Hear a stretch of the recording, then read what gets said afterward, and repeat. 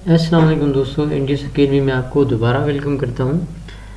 आज हमारा जो टॉपिक है वो है disorder in human transport system affected by diet. ये 7th क्लास की साइंस है, सेकंड चैप्टर अभी चल रहा है।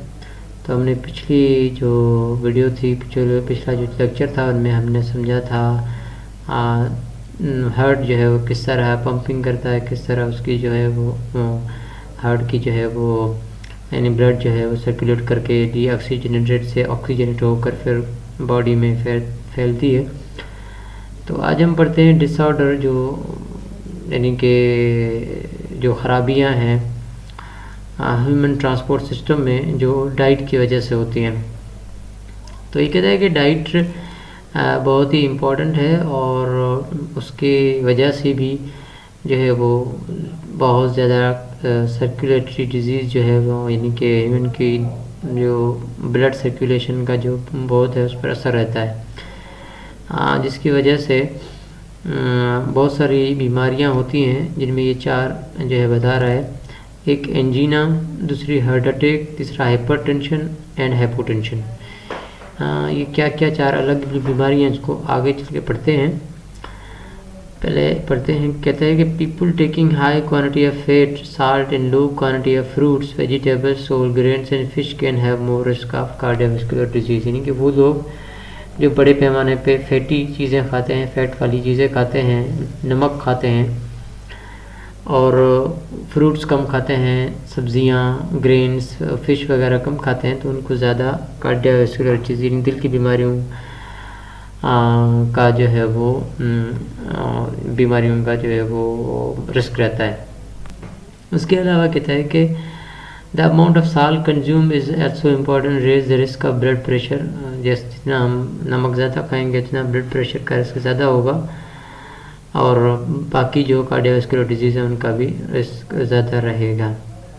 उसी तरह फास्ट फूड जो हम खाते हैं या प्रोसेस फूड होता है या मीट जिसमें हाई फैट हो और शुगर भी हो, तो ये भी जो है वो इंक्रीज़ करता है कार्डियोवास्कुलर डिजीज़ को। जब हाइपरटेंशन और हाइपोटेंशन क्या है?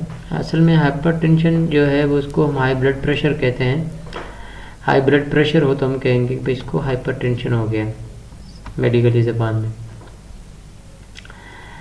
अब प्रेशर को आप समझते हैं, ब्लड समझते हैं, तो ब्लड प्रेशर हाई यानी जब जो हमारी नब्ज़ें हैं, जो हमारी आर्टरीज़ हैं, उनमें ब्लड का प्रेशर बढ़ जाए तो हम कहेंगे कि इसको हाइपरटेंशन है। Blood pressure is express bye 2 measurements, एक मैक्सिमम होती है, एक मिनिमम होती है। मैक्सिमम 120, कम से कम 80 mm जो है वो ब्लड प्रेशर होना चाहिए एक नॉर्मल इंसान का।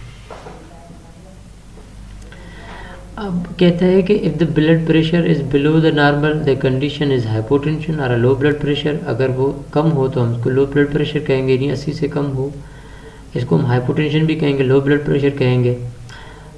और अगर ऊपर होगा तो हम इसको हाई ब्लड प्रेशर या जो है वो हाइपरटेंशन कहेंगे।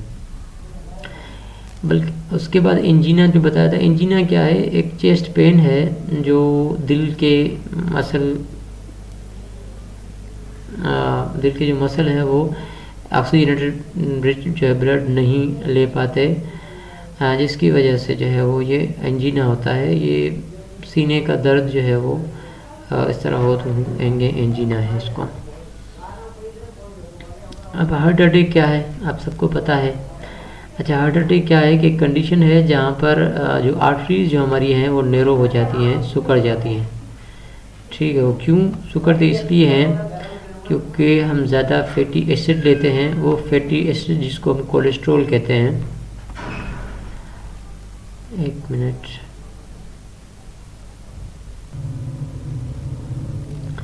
जी, हम फैटी एसिड जो high level of fatty acid, एक मिनट,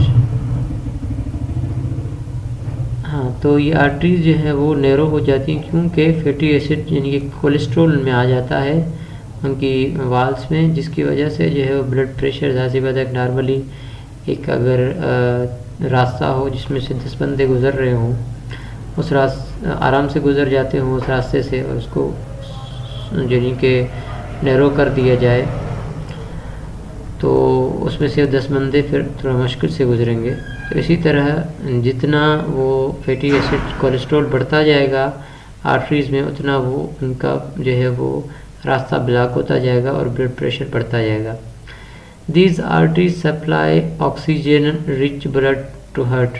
ये आर्टरी क्या करती हैं, जो ऑक्सीजन रिच ब्लड होता है उसको हार्ट तक लेके जाती हैं, और जब ये ब्लॉक हो जाएंगे तो फिर क्या होगा, फ्लड जो है वो यानी ब्लड जो है वो फ्लो नहीं कर सकेगा और सही टाइम पर जो है वो पहुंच नहीं पाएगा दिल को, जिनके मसल को, वो मसल जो है वो मरना शुरू हो जाएंगे, ख़त्म होना शुरू हो जाएंगे, ख़राब होना शुरू हो जाएंगे, जिसकी वजह से हार्ट अटैक आता है। The symptom of heart attack can vary from person to person. बहुत सारे हो सकते हैं, यानी कि दिल का यानी कि पेन हो, चेस्ट का पेन हो, ठीक है जी, और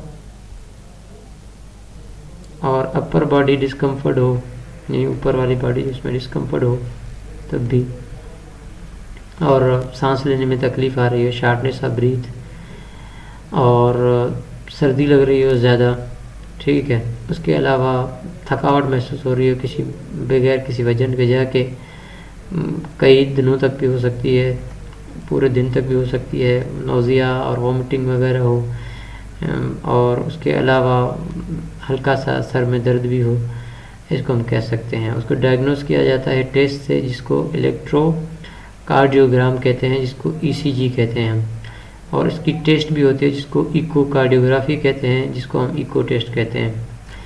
और हार्ट अटैक जो है वो occur if have healthy lifestyle in good relationship among. इसको हम कैसे बच सकते हैं कि हम टेंशन ना लें, परेशानी ना लें, और हेल्दी लाइफस्टाइल हमारी हो, यानी कि एक्सरसाइज वगैरह हो, और परेशानी ज़्यादा ना हो तो नहीं होगा, मतलब एक चांस है। अच्छा जी, उसके बाद डायबिटीज़ क्या है, the common disorder endocrine hormone system and diabetes, blood glucose sugar level is high, diabetes cause excessive thirst and large amount of urine।